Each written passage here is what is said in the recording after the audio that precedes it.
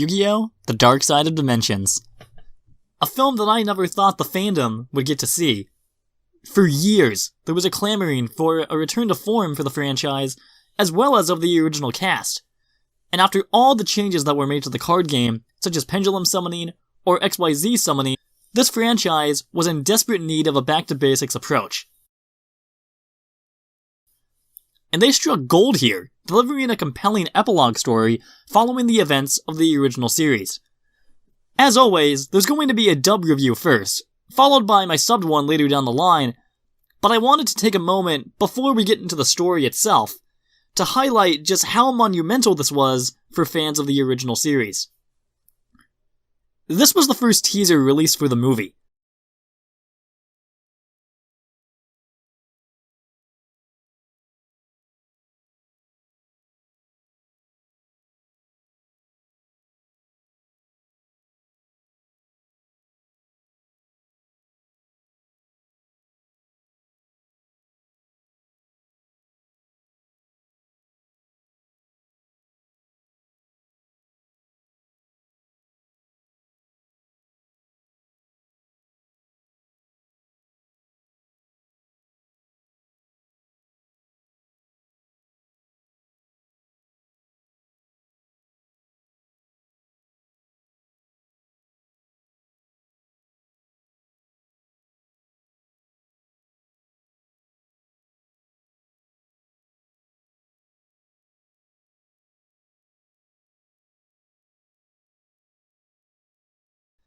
Suffice to say, I was hooked immediately.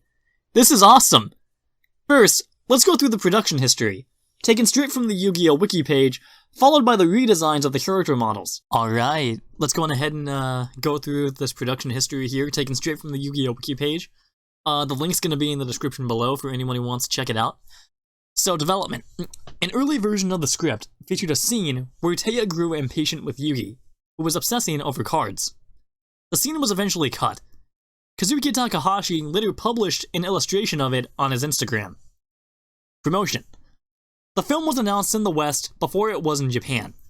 4K Media revealed the film's existence on the official Yu-Gi-Oh! Website. They teased that the movie was already in development in Japan, and that they were shopping for a distributor in all non-Asian territories.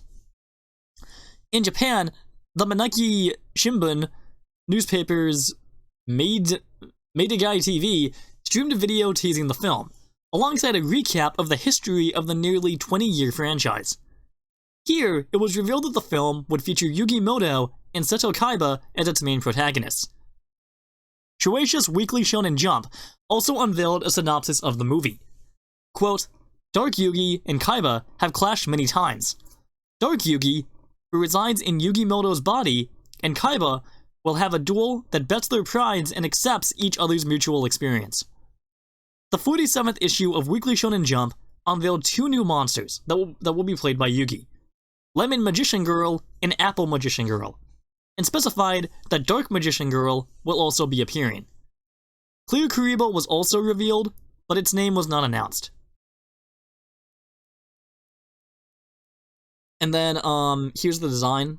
So, a number of characters and elements are given redesigns by Kazuki Takahashi, as well as new ones being introduced. Yugi Moto. He was drawn to look more mature, and to show he inherited Dark Yugi's strength. Now, I think that's really evident in the film, but you'll get more of that in the actual review itself once this part's done. Seto Kaiba. His expressions are closer to the more sinister look that he had when he was first introduced. Joey Wheeler. Joey's expression reflects the maturity he gained from his battles in the original story. As a favorite of Takahashi, he paid particular attention to giving him a nice face. Nice, nice. Even the creator of Yu-Gi-Oh! is nice to Joey. But anyway. Tristan Taylor. Tristan has a much calmer expression. Taya Gardner. Taya continued her career as a dancer after the original story. Takahashi considered this to be Taya at her cutest. Bakura. Takahashi considered Bakura to be the most mysterious and consequently the least changed out of the major characters. He, however, now has a smoother haircut and a long-sleeved shirt underneath his t-shirt.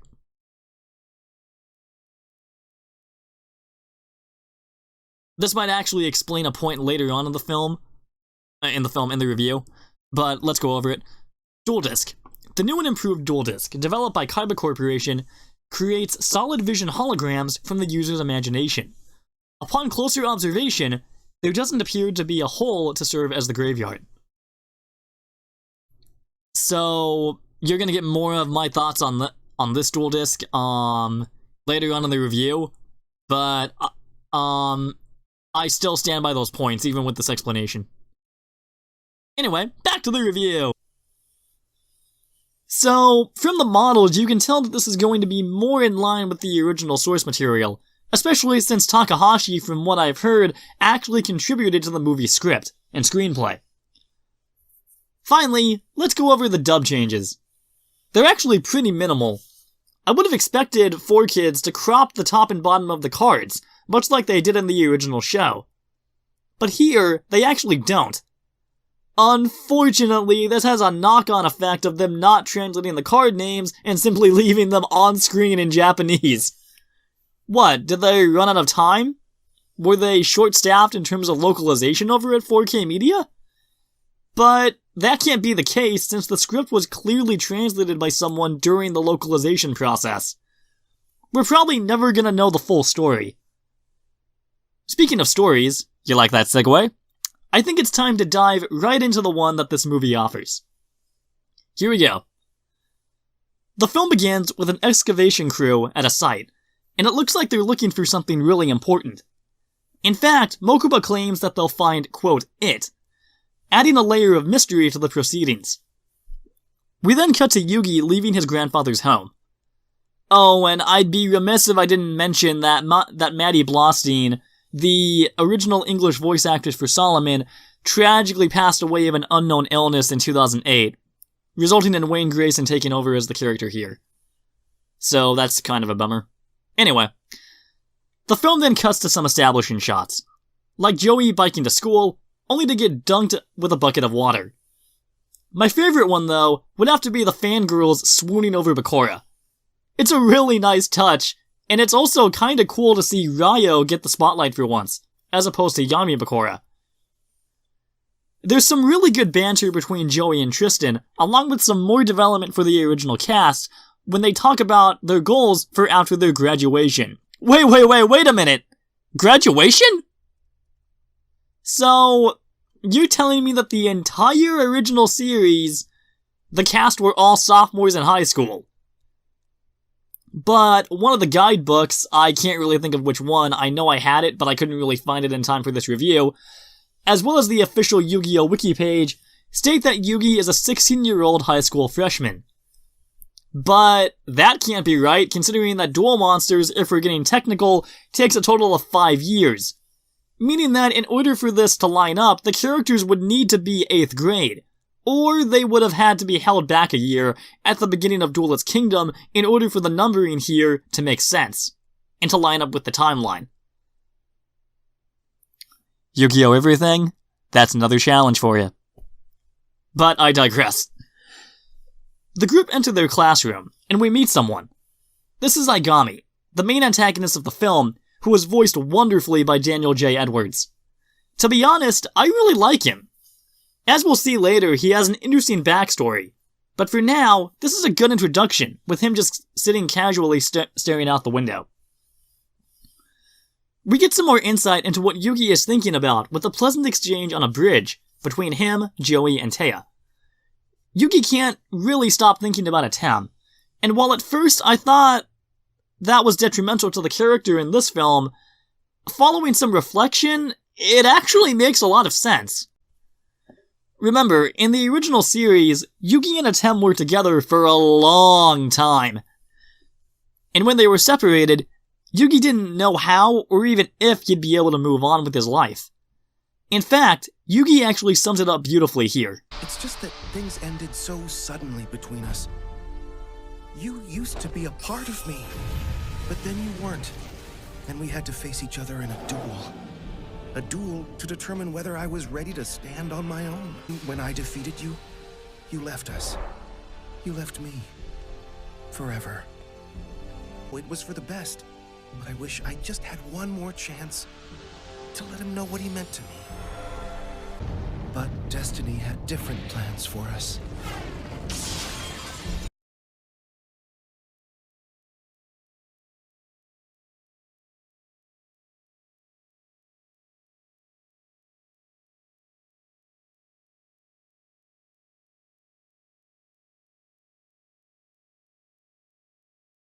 Joey saves Aigami from a mugging, only for him to meet the bullies responsible at an old factory.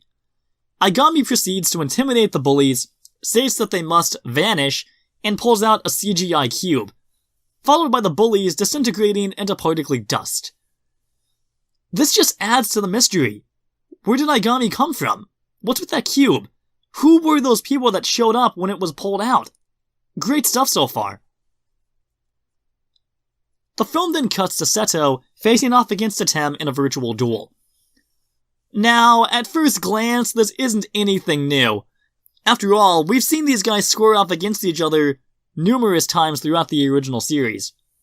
But, much like their other encounters throughout the original series, this one adds to the characterization, particularly Seto, and Eric Stewart, who, might I add, makes a welcome return for Seto's character, knocks it out of the park, as he shows us how obsessed Seto has become with dueling Atem one final time. Pharaoh, you don't know how long I've been waiting to battle you. The things I've had to do to make it possible.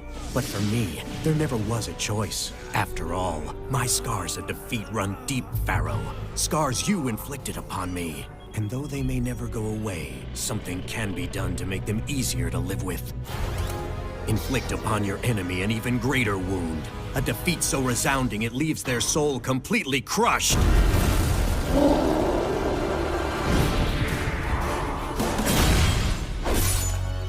You're the closest I've ever had to a worthy adversary.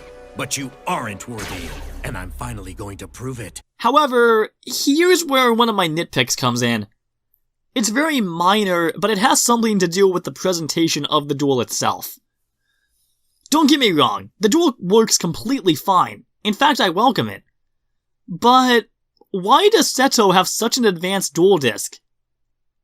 I thought this was taking place shortly after the conclusion of Duel Monsters. Plus, Atem still uses the standard duel disc.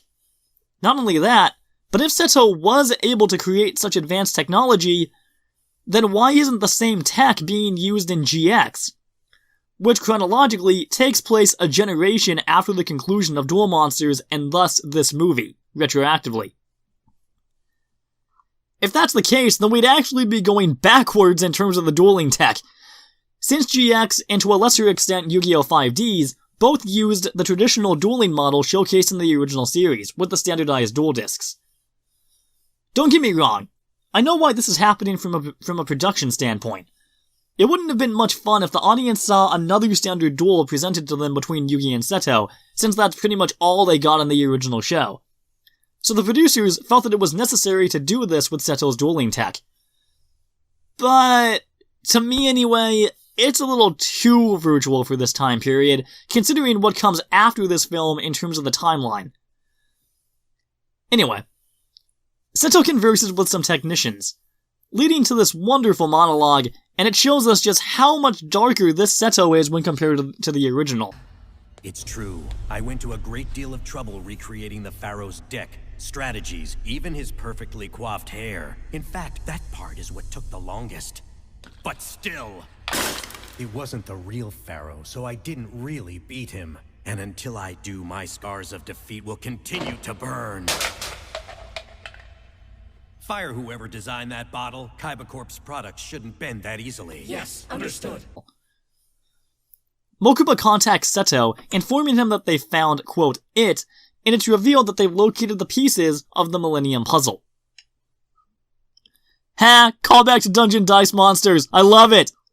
Wheeler, I've told you! No clowning around here! This job isn't a joke! Dude, Joey's not the one here with the clown nose. We get some more insight into who exactly Aigami is. It's a little snippet, but it's still really nice. The gist of it is that Aigami is in front of these pillars, talking about how he's going to avenge someone named Shin by killing Yugi, since he believes that Yugi is the one responsible for Shin's demise. We cut to a desert, where Mokuba, Roland, and a few other guards are waiting. Seto's Blue Eyes White Jet comes roaring in. But it's in complete silence. Missed opportunity, 4K Media, come on! There needed to be some music placed in here, to increase the epicness of the scene. Here, let me try. I'm making my move, so just step aside. No one can say I never tried to do everything to get back my pride.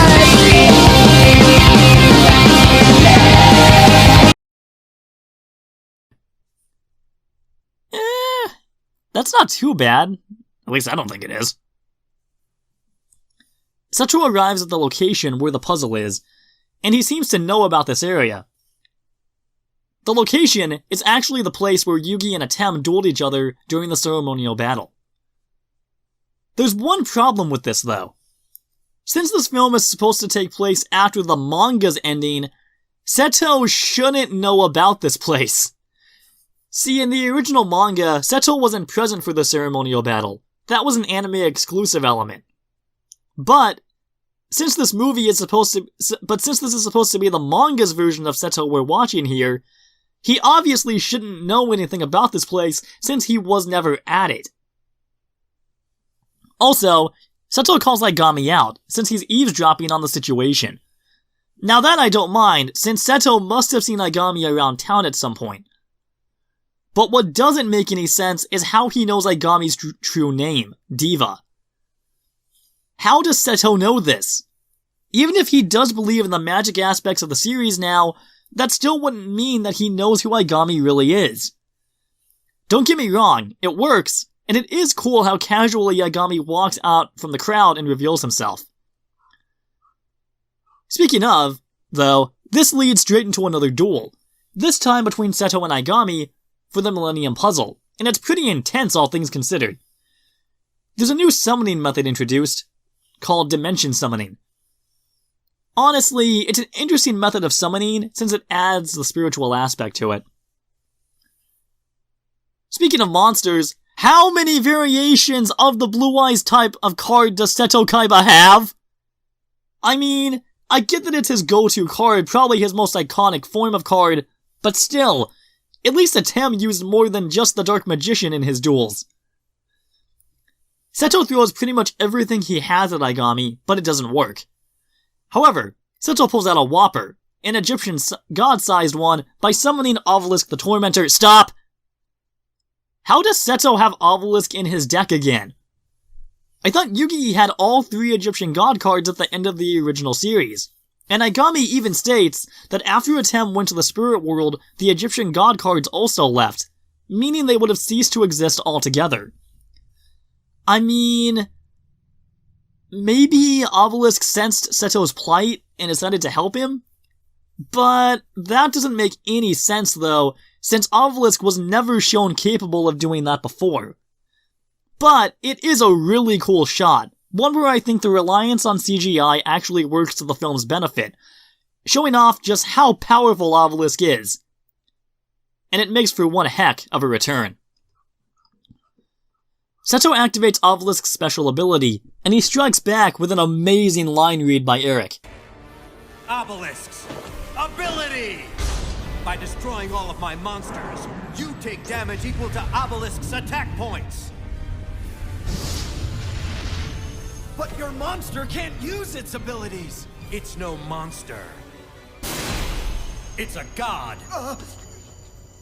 Attack with Fist of Fury!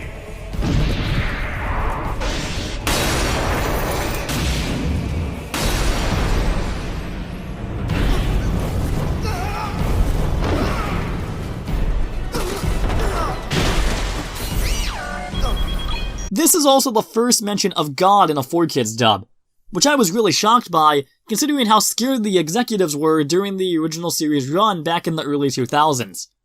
But that's a topic for another video. Anyway, Seto evens the playing field with Aigami. But in the chaos, Agami steals a piece of the Millennium Puzzle and escapes. We cut to a rehearsal, where Yugi is practicing his graduation speech. Agami is waiting in the back, and he actually reveals some of his true plan: to kill Yugi before the Millennium Puzzle is completed, and thus stopping Atem's return. This doesn't make any sense considering that he stole a piece of the puzzle in the previous scene. But whatever. At least we get to see more of his motivation, and that's always a plus. Also, Seto managed to complete a fully functional space station within a few months.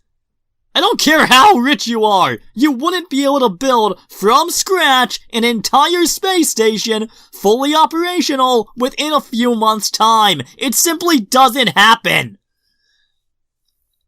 On a lighter note, does this mean that Seto Kaiba faked the moon landing? I guess this does symbolize one thing though. Seto has one massively overinflated ego. Seto reaches the space station, where he places the pieces of the Millennium Puzzle into a machine, which begins reassembling the puzzle itself.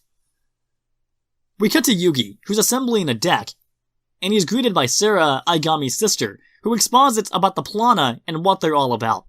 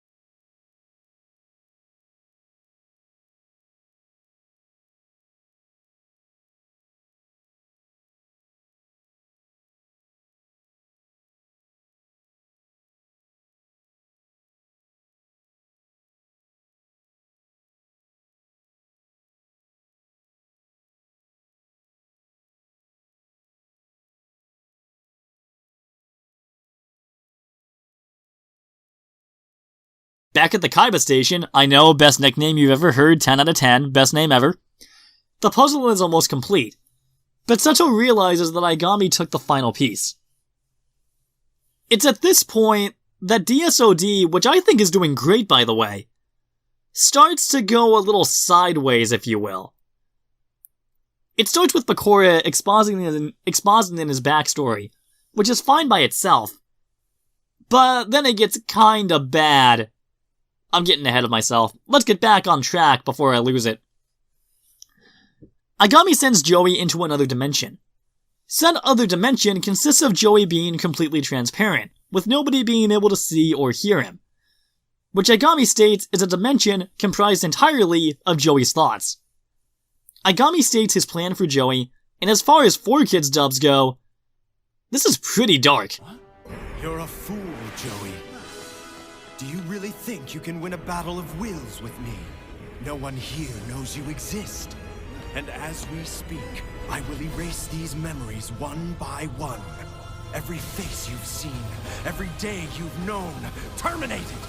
And since a man is nothing without his memories, once they're all gone, you'll be gone too.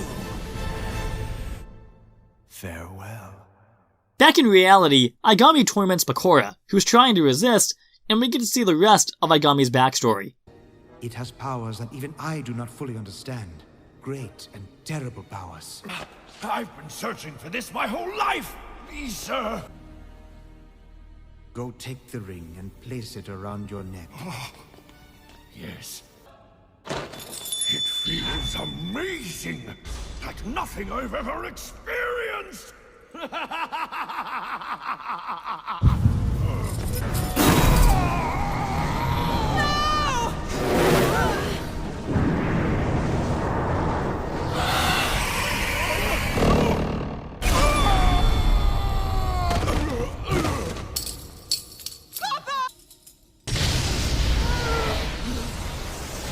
Oh no!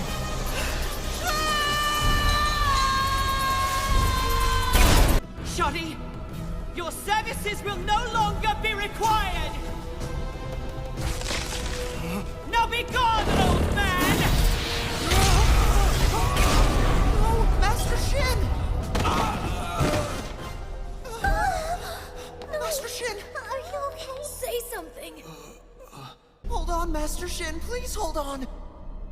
Diva, take this. When the time comes, use it to wield the power of the Plana. You must carry it now, for my time in this world is complete.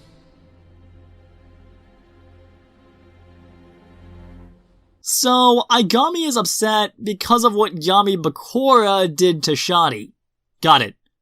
On board 100% with it. It's an awesome motive. But where does Atem come into this? Aigami does realize that Atem and Yami Bakura are two completely separate people, doesn't he? But wait, it gets worse!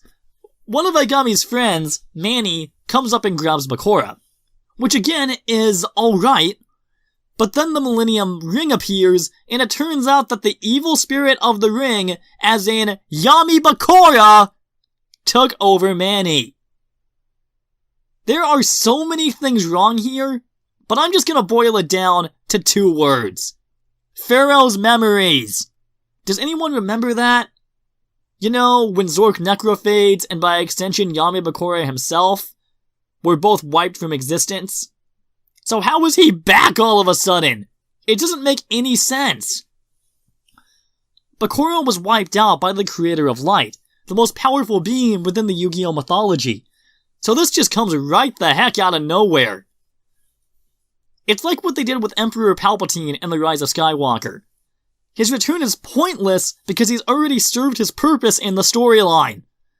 And for Yami Bakura, this completely negates the impact of seeing him taken down in Pharaoh's memories if you know he's gonna come back a decade later in a feature film. Which ironically enough is also the case with Palpatine. Only in his case, the wait spans over 3 decades, which is just unnecessary. This right here is one of the film's biggest failings. The fact that it drags Yami Bakura out of mothballs and brings him back into the spotlight after he'd already served his purpose in it. Anyway, following a complicated sequence of events, Yugi and the others show up, and they discover Aigami's true identity as Diva, along with a ton of other people and spirits surrounding them. I'm actually fine with this, and the added spirits really add to the gravitas of the situation. Diva, I'm gonna start calling him that from here on, states that Yugi and the others are going to join Joey in the other dimension, and that joining him there, or death, is the ultimate fate of those who stand in the way of Diva's goal. Diva then states that once he banishes Yugi, whom he amply calls the, quote, vessel of the Pharaoh, Diva's goal will be absolute. Okay, I know I don't usually mention the voice acting until the conclusion, but I have to give massive props to Edwards in this scene in particular. Don't get me wrong, he's a blast to watch throughout this entire film, but once Diva's true identity is revealed, Edwards completely pulls back the curtain, much like Ted Lewis did with Yami Bakura during Pharaoh's memories. Now, Edwards doesn't really go over the top with it like Lewis did, but that's just because of how his character's written. Diva isn't evil for the sake of being evil. He is not the ultimate source of evil itself, like Yami Bakura was. Diva's simply a guy with a compelling motivation and goal. Granted, it's a goal that I, as a viewer, obviously don't want to see come to pass, but the character himself is compelling nonetheless. If you enjoyed the content, please like the video, share it, subscribe if you wish, and come back later for part 2. Thank you so much for watching, and God bless.